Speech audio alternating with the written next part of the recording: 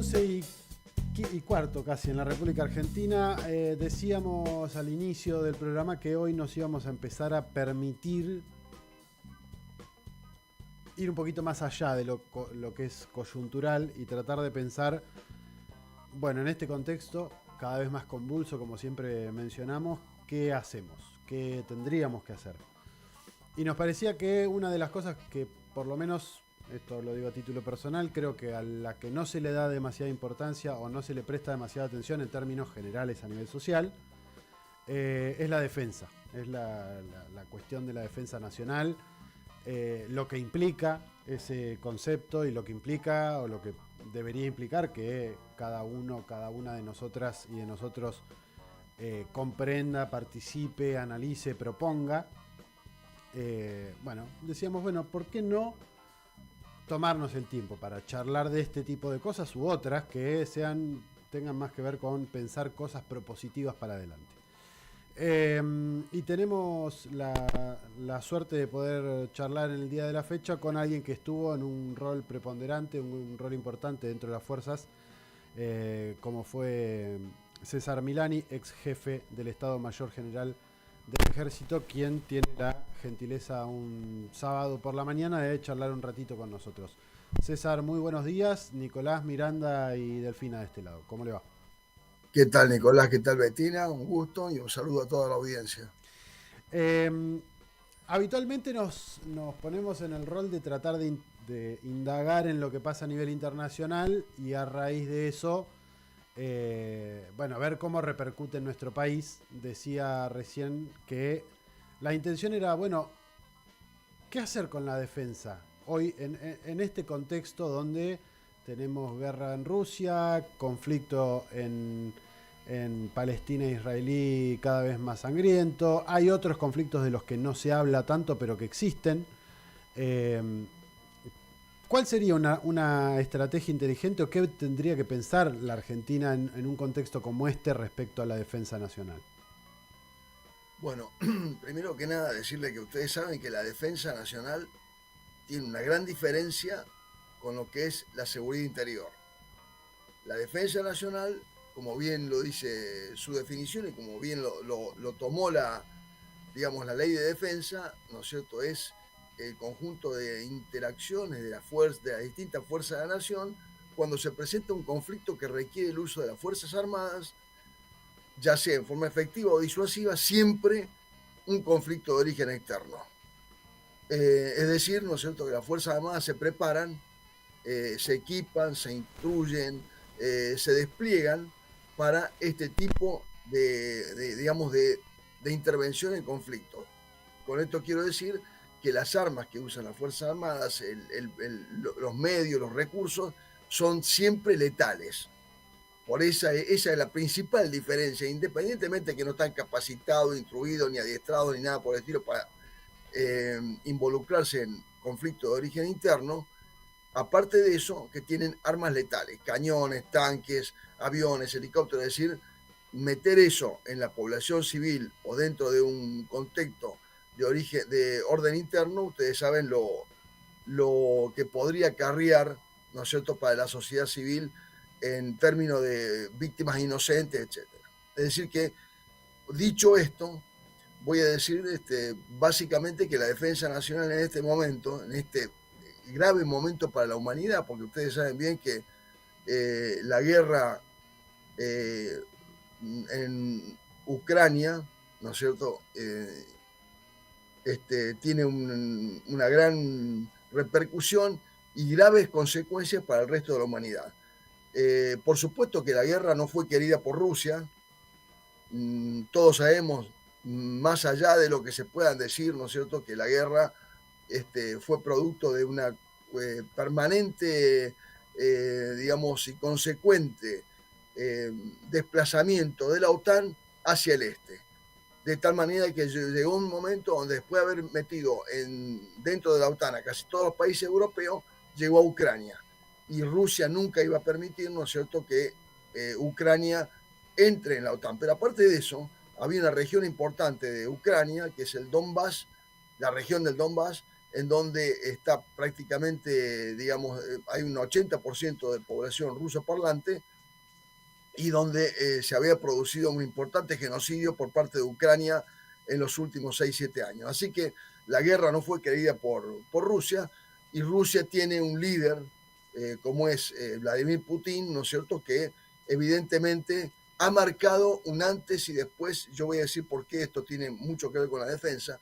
Un antes y un después a partir del momento de la invasión a Ucrania. Evidentemente, este momento marcó ya en forma más tangible, aunque China ya lo venía pronosticando y prediciendo con sus acciones en todo el mundo, marcó el fin o el comienzo del fin del mundo unipolar y el inicio de un mundo multipolar, en donde Rusia, China, Asia, África, el Medio Oriente tienen un papel cada vez más importante, más preponderante, y donde están perdiendo poder en forma permanente Estados Unidos, Europa y el mundo occidental. Digo, con esto, ¿no es cierto?, quiero empezar para contextualizar, ¿no es cierto?, en dónde nos ubicamos nosotros. Y el gran error que ha cometido este gobierno, ustedes saben que hace escasos meses mandó al ministro de Defensa de la República Argentina, Petri, a Bruselas, en donde manifestó la República Argentina su intención de formar parte del grupo Ramstein.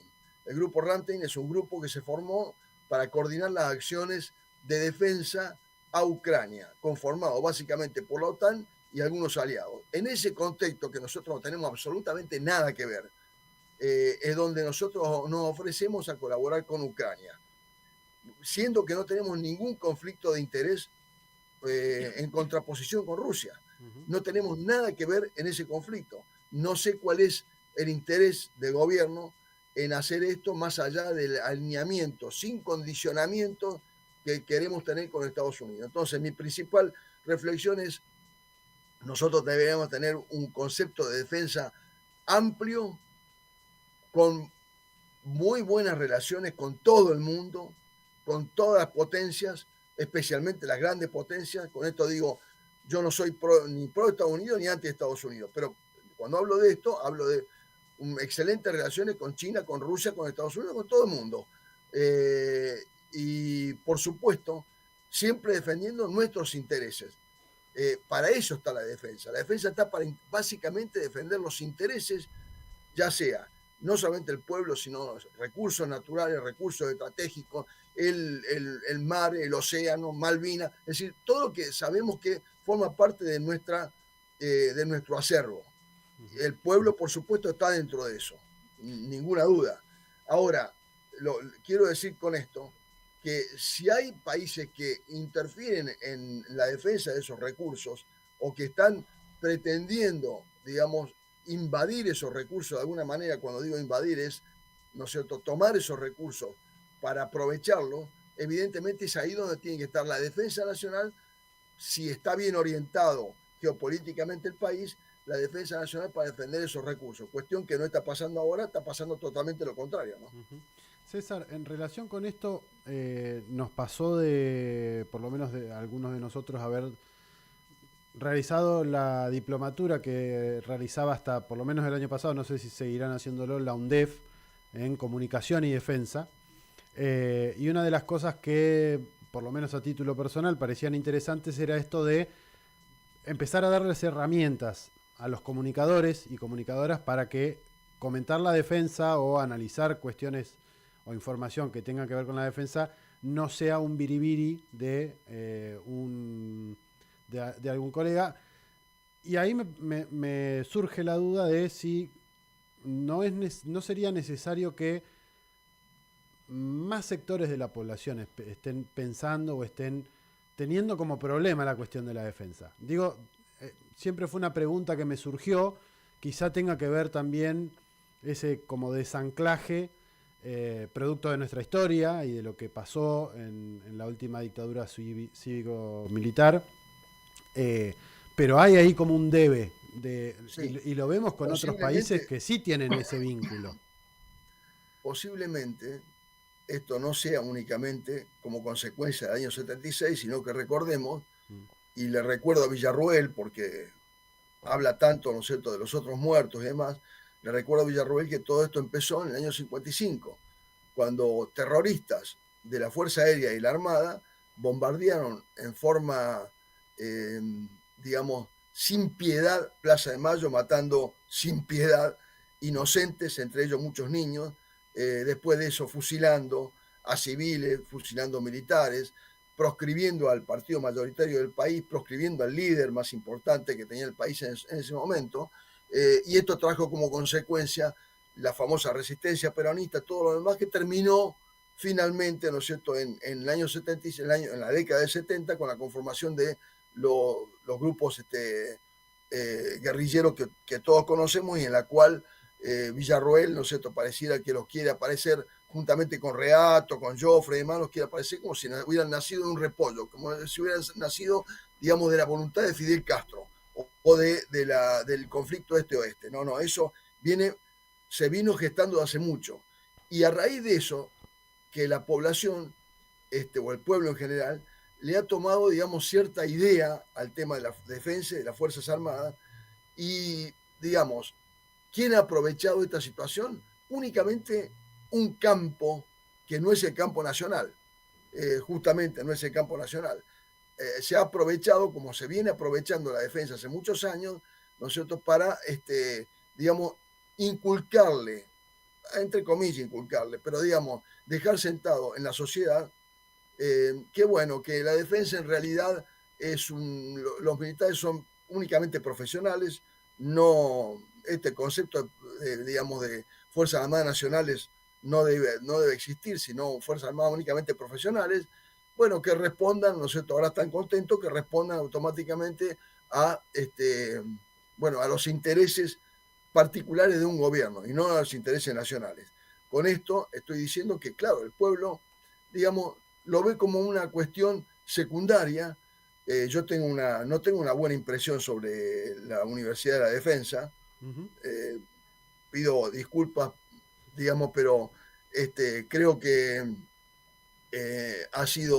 no ha sido beneficioso. No puede ser que después de 20 o 30 años que funcione esa universidad no tengamos cuadros civiles formados para integrar, ¿no es cierto?, los ministerios de defensa que conozcan a las Fuerzas Armadas, que conozcan el sistema de defensa. No pasa esto. Creo que la Universidad de Defensa, y la conozco un poco de cerca también, se ha dedicado mucho al marco teórico, digamos, al marco prácticamente diciendo qué es la definición de defensa, la estructura de defensa, cuáles son las distintas escuelas de defensa, pero poco hablando sobre lo que le interesa, ¿no es cierto?, al pueblo, o que debería interesar al pueblo argentino, que es la defensa de nuestros recursos y nuestros intereses nacionales. Coincido absolutamente de que hay un gran desconocimiento, se ha dejado de lado el tema de la defensa, y las consecuencias pueden ser muy graves, porque nosotros tenemos que preparar al sistema de defensa para defender nuestros intereses. Pregunto, si no nos interesa el sistema de defensa, o únicamente le interesa a la derecha para palmearle la espalda a los militares, como se lo hizo en la época en la época del 90, donde, digamos, los civiles ni sabían para qué están los militares ni las Fuerzas Armadas, y ni saben ahora. Entonces, excepto para un desfile, para hacer alguna... Yo soy muy, digamos, partidario de desfiles militares, pero no estos desfiles militares donde se trata de esconder o tapar los problemas más importantes de la nación. Pero bueno, coincido absolutamente de que acá hay un desconocimiento muy importante en la masa de la población respecto al área de defensa, respecto a cómo está conformado el sistema de defensa, no les interesa. Bueno, y esto es producto un poco de la historia, la lamentable historia de la Fuerza Armada en los últimos 70 años, en donde prácticamente ha habido un gran periodo donde no se han ganado justamente la simpatía de la población. Y bueno, y después es lo mismo, digamos. Entonces importa más por ahí una situación económica, que importa por supuesto, pero una situación de tipo social o política, o que dice tal diputado, o que dice tal senador, a ver las cuestiones integrales del tema de la defensa. Y les digo que muy poca, yo tengo la oportunidad de hablar muchas veces en los medios y bueno, siempre remarco la necesidad que hay que la población se comprometa un poco más con el sistema de defensa. Pero bueno, en esta situación y en este marco político esto va a ser muy difícil. En esta línea yo te quería consultar, César, te habla Delfina. Estamos hablando un poco, ¿no?, de cómo la sociedad o la población civil, ¿no?, tiene una lectura quizás medio distante del rol de las fuerzas armadas, de la seguridad nacional, pero me interesaba también consultarte sobre justamente a lo interno de ya sea la formación y demás, para conocer un poco más de cómo funciona, ¿no? ¿Cómo crees que están hoy en día nuestras fuerzas armadas a lo interno, ¿no? Digo, ¿qué construcción, qué mirada también tienen respecto de la nación y la defensa nacional? Bueno, yo no les puedo dar buenas noticias respecto de esto. Lamentablemente, las Fuerzas Armadas han tenido un proceso, especialmente los cuadros superiores de las Fuerzas Armadas, hablo de generales, personal retirado, un gran porcentaje, generales y coroneles en actividad, ha tenido un proceso de captación, cooptación, llámese como quiera, por parte de en los últimos 40 o 50 años, producto del conflicto este-oeste, por parte de Estados Unidos. De tal manera de que hay un gran porcentaje entre las Fuerzas Armadas que, digamos, añoran que las Fuerzas Armadas sean, digamos, un poco dependientes y vasallos, digamos, de la potencia predominante, ¿no es cierto?, en América, y bueno, y que vean con buenos ojos, ¿no es cierto?, la actuación de, por ejemplo, Laura Richardson, metiéndose en cuestiones internas entre los recursos naturales y demás. Así que las Fuerzas Armadas, lamentablemente, y esto es un tema de la Universidad de Defensa también, porque que se debería hablar, pero bueno, lamentablemente están muy inclinadas y digamos, con muchas simpatías respecto a la intervención de Estados Unidos en la región, y esto trae como consecuencia, digamos, una deformación en lo que debería ser la formación de los cuadros militares. Vuelvo a repetir que el principal objetivo de la defensa nacional debe ser la defensa de los recursos en general, humanos, recursos materiales, recursos medios, pero fundamentalmente nuestros recursos naturales, nuestros recursos estratégicos. Y esto se tiene poco en cuenta. Ustedes sabrán bien lo que ha dicho Richardson ya en reiteradas oportunidades sobre cuál es el interés de Estados Unidos en nuestra región, en nuestro país. Y bueno, parece que el gobierno, digamos, está de acuerdo con eso. Parece que el sistema político está de acuerdo con eso. He visto pocos senadores y diputados de la oposición hablando del tema este. He visto pocos senadores y diputados, por supuesto, no hablemos del oficialismo, de la oposición hablando, por ejemplo, de cuando fue Petri a Europa a ofrecer los servicios de la República Argentina, cuando esos acuerdos deben pasar por el Congreso de la Nación. Es decir, pero por supuesto que son bien vistos por las Fuerzas Armadas. Esto es lo lamentable. Cuando digo la Fuerza Armada, no estoy diciendo el 100%, pero un gran porcentaje. Y esto les digo, para que no se me interprete mal, es producto de la batalla cultural que ha dado Estados Unidos durante los últimos 50 años sobre las Fuerzas Armadas de toda la región.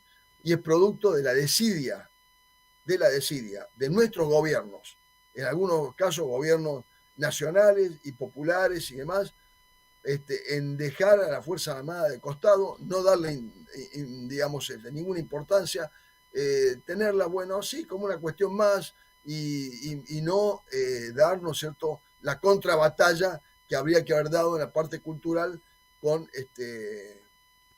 los cuadros de la Fuerza Armada. Especialmente hablo de los cuadros superiores. Cambia un poco la situación con los suboficiales y los soldados.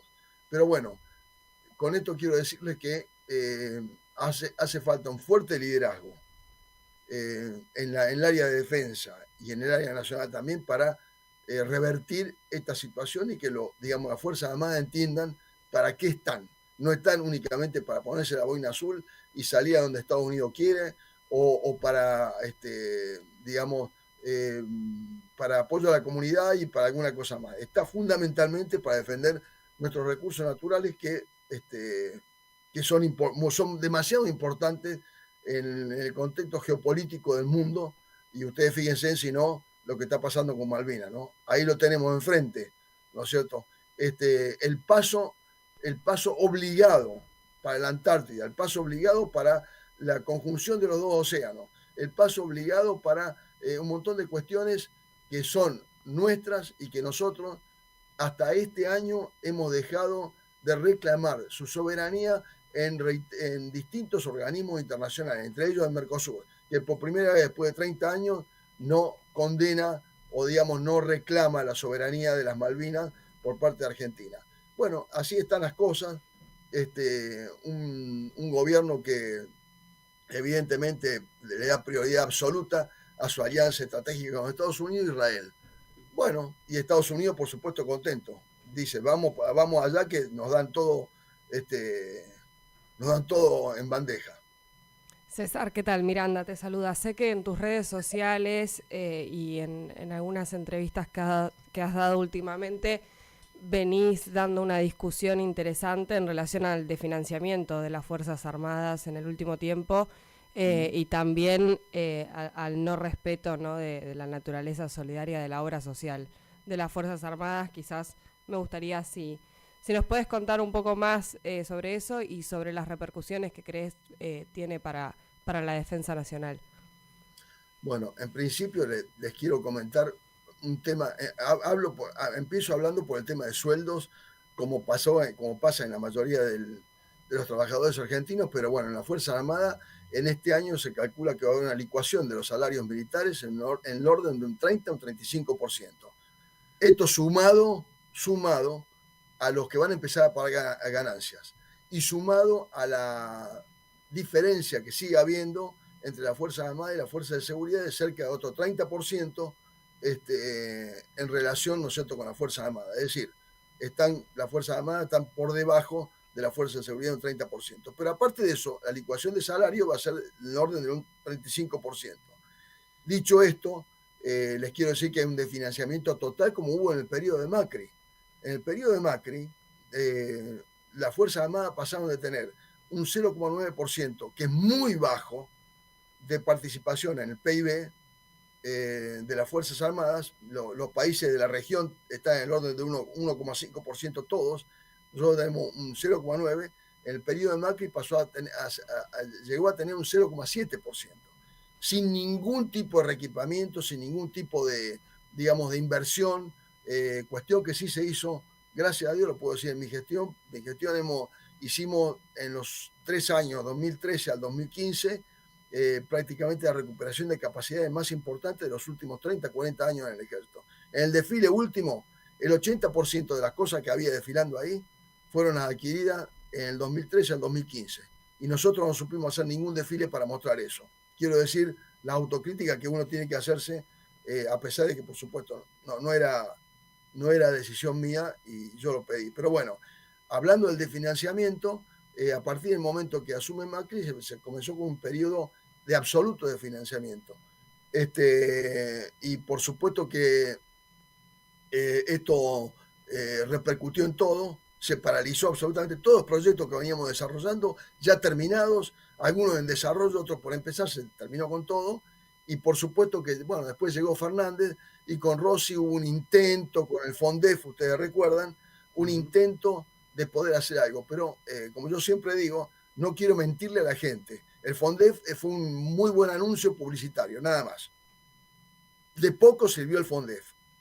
Y ahora volvimos a los periodos de Macri. Es decir, después de que le palmean la espalda, de que, digamos, hacen anuncios en donde aparentemente la Fuerza Armada le va a dar importancia, en donde Villarruel está hablando de la Fuerza Armada en forma permanente, en donde, hay importantes comunicaciones, interrelaciones entre el Poder Ejecutivo, especialmente Villarruel, ¿no es cierto?, con muchos detenidos por lesa humanidad en distintas cárceles, no justamente los inocentes, porque hay también inocentes ahí adentro, pero no justamente ellos. Entonces, bueno, todo lo contrario, le palmean la espalda por ese lado y por otro lado le quitan recursos, le bajan los sueldos, y bueno, y las Fuerzas Armadas, por eso digo la equivocación de nuestros cuadros, la equivocación sustancial. Cuando se han reequipado a las fuerzas, yo tengo el orgullo y la satisfacción de encontrarme soldados, suboficiales y oficiales de mi gestión, en donde me reconocen esto, y reconocen, ¿no es cierto?, lo que pasó y cómo se vino abajo todo después. Y por supuesto que va a seguir viniéndose abajo, porque ustedes recuerdan en los años 90 qué pasó. En los años 90 no hubo ningún reequipamiento en las Fuerzas Armadas y no se dijo absolutamente nada. Y lo único que hacían las Fuerzas Armadas era ponerse la boina azul y salir a cumplir misiones que le imponía Naciones Unidas, con el visto bueno de Estados Unidos.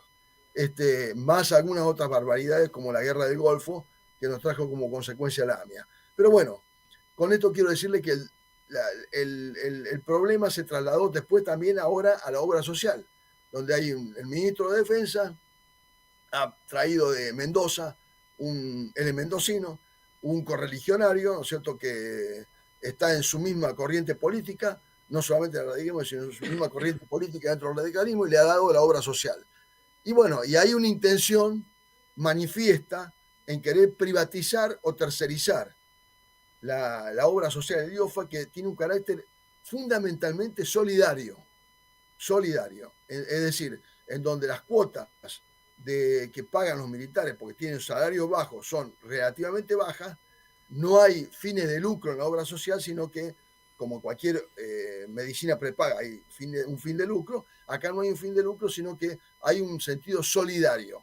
Bueno, ahora parece que están queriendo, en onda con Milei y con todo el gobierno, queriendo tercerizarla y dársela a una empresa privada, no sé si todo, parte o lo que sea, pero bueno, esto ha traído mucho malestar en toda la familia militar y en todos los militares. Pero, vuelvo a repetir, el problema de fondo es otro. El problema de fondo es cómo ven a las Fuerzas Armadas. Si lo ven como un negocio, si lo ven no como una inversión, lo ven como un gasto, estamos en un grave problema, ¿no es cierto?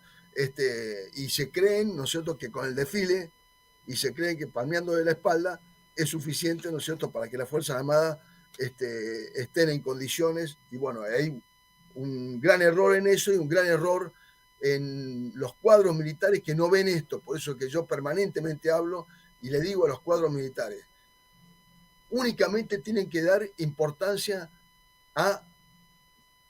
en base a la misión que tienen, a ver qué intereses le dice el gobierno que tienen que defender. ¿Son los intereses propios, los intereses nacionales? ¿Son los recursos? ¿Son nuestras Malvinas? ¿Es nuestro petróleo, nuestro gas, nuestro litio, nuestro pueblo? ¿O son otros intereses? ¿O queremos que vengan acá empresas extranjeras y exploten de forma indiscriminada todo y la defensa no diga absolutamente nada?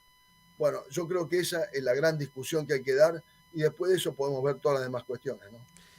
César, interesantísimo el análisis. Seguramente es para seguir discutiendo largo y tendido, charlando largo y tendido, porque no se agota nunca en estos temas. Así que gracias por haberte tomado estos minutos para charlar con nosotros.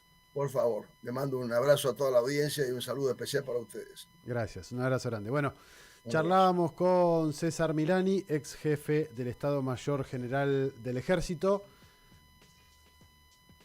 Interesante, sí. Sobre todo para quienes no están demasiado metidos en el mundo de la defensa, de lo que implica, de lo que significa, por lo menos para tener una puerta para empezar a pensar o a problematizar en cuestiones. Obviamente hubo reflexiones que apuntaron para todos lados, acá no hubo sin distinción, y me parece que hay algo ahí y que tiene que ver con esto último que decía, de cómo se percibe a las fuerzas, para qué se las concibe a las Fuerzas Armadas, y ahí tenemos ejemplos diversos, desde el pueblo en armas de Chávez y ahora de Maduro, planteando la unión cívico-militar, que ahora en Venezuela además le sumaron la cuestión de seguridad interna, es unión cívico-militar policial, y lo dice así Maduro, porque en definitiva no deja de ser pueblo en armas. el ejército, la fuerza de seguridad, y también ahí hay una batalla ideológica y una batalla política que hay que dar. Sí, y una discusión me parece muy vigente y muy necesaria, digo, tampoco es alocado el planteo de por qué también a simple vista muchas personas demonizan, si se quiere, a las Fuerzas Armadas. Uh-huh. Digo, hay una historia, lo caracterizaba Milani, pero incluso podemos ver hoy en día cuando muchas veces se amenaza con las Fuerzas Armadas para reprimir internamente. Y uno muchas veces, y tristemente, no duda de que si las mandan a hacer lo hagan, y lo hacen, de hecho. Entonces, digo, hay una ruptura ahí entre ese vínculo que viene de ambas partes y que merece claramente una reflexión muy profunda y que necesariamente tiene que ver con la formación de ambos espacios. Porque mientras sigamos teniendo unas Fuerzas Armadas regidas por una ideología tan extranjerizante, es mucho más complejo todavía poder plantear un debate sobre la defensa nacional. Uh-huh. Encima, aparte, lo hacen a partir de una sobreideologización constante, que es como... y él planteaba algo que es muy interesante, pero digo, yo creo que si tan solo hubiese algo más de formación en relación a la defensa para el conjunto de la población, creo que cualquier persona podría darse cuenta de eso y de la barbaridad que significa el grupo Ramstein, de la barbaridad de que se vote una resolución en ONU que no se condice con años y años de historia y de una tercera posición que ha consolidado a la Argentina por fuera de todos esos conflictos extranjeros. Creo que cualquier persona podría hacer esa lectura con un poco más de herramientas que desde ya no estamos teniendo. Sí, incluso también teniendo en cuenta que mucha de la gente que después pasa a ser o a integrar las filas de alguna de las tres fuerzas o de las policías o de lo que fuere, también es gente que se formó en lo civil previamente. ¿Cuánto camino se podría ahorrar si se forma desde lo civil previamente a una persona para que después no sobreideologice o que pueda analizar determinada cosa desde otra perspectiva, con otros elementos por lo menos? Todavía quedan 10 minutitos de programa, así que no se vayan. Marcha de gigantes. Destruir al Ejército Rojo. Destruir al Ejército Rojo. ¿Destruir al Ejército Rojo exista o no?